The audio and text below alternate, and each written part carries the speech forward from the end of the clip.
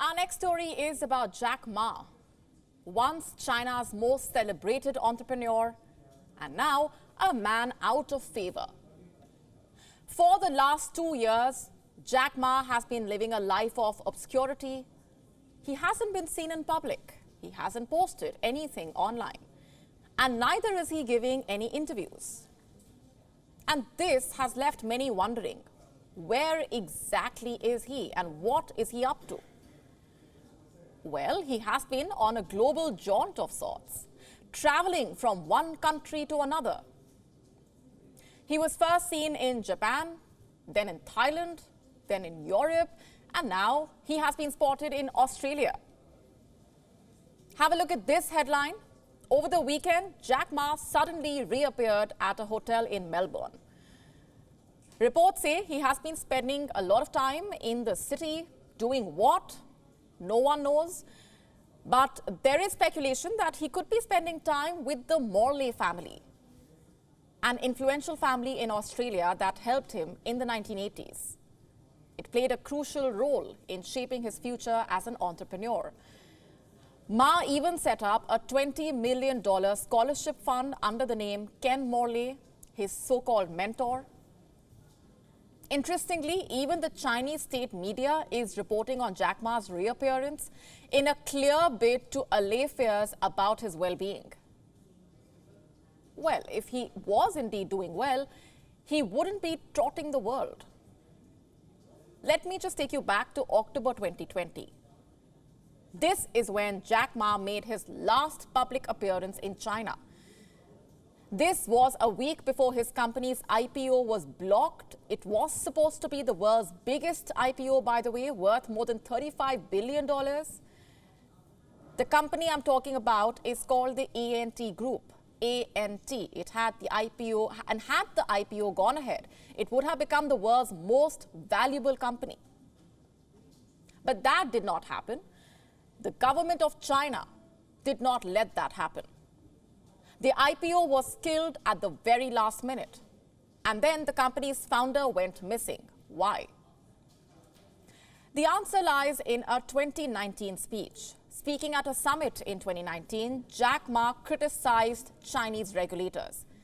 He almost dared them by saying, and I'm quoting, "Great innovation will not back down because of regulations, but it shouldn't be regulated with yesterday's means." And that's not all. He also slammed Chinese regulators for stifling innovation. He said Chinese banks suffered from a pawn shop mentality. I have the quote. "In the old days, a pawn shop was an advanced idea. Had it not been for innovations such as pledges and collateral, there would be no financial institutions today, and the Chinese economy would not have developed over the past 40 years to such a point now." These words cost Jack Ma dearly. They killed the ANT Group IPO, and then Beijing started cutting Jack Ma to size. In December 2021, executives of the ANT Group were summoned. The Chinese regulators ordered the company to overhaul operations. This scrutiny led to losses for Jack Ma. After the state-led crackdown started, he lost $11 billion in 2021 alone. And just last month, he finally relinquished control of the ANT Group with no plans of coming back. It's a tragic turn of events for someone who was once seen as the poster boy of China. At home, they called him Daddy Ma. Some Chinese youth called him Teacher Ma. They considered him to be the godfather of entrepreneurship. And to be honest, he was nothing less than a legend in the country.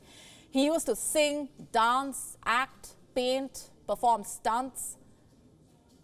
But Jack Ma's cult soon started threatening Xi Jinping's party state, a system where only one person can be celebrated, and that is Xi Jinping himself, no one else.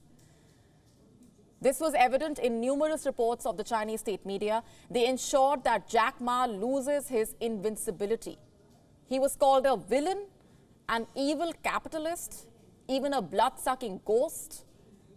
There were articles written about Jack Ma's mistakes. One of them headlined, Jack Ma's 10 deadly sins.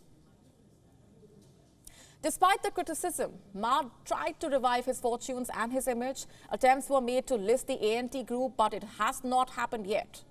And even if it does, it will not be the same. It's no longer the same ANT group. As for Jack Ma, he is now kryptonite for the ANT group. He has no option but to bite the bullet. He was once the face of Chinese innovation, the man who went from being an English teacher to a pizza delivery guy to the biggest entrepreneur in China, the most recognizable ambassador for brand China. He was legendary, and it's that reputation that got him into trouble. The bottom line is this: China has made an example out of Jack Ma.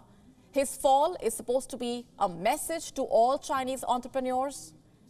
If they become larger than life, if they cross a line, they will be the next in line to be demolished. WION now available in your country. Download the app now. Get all the news on the move.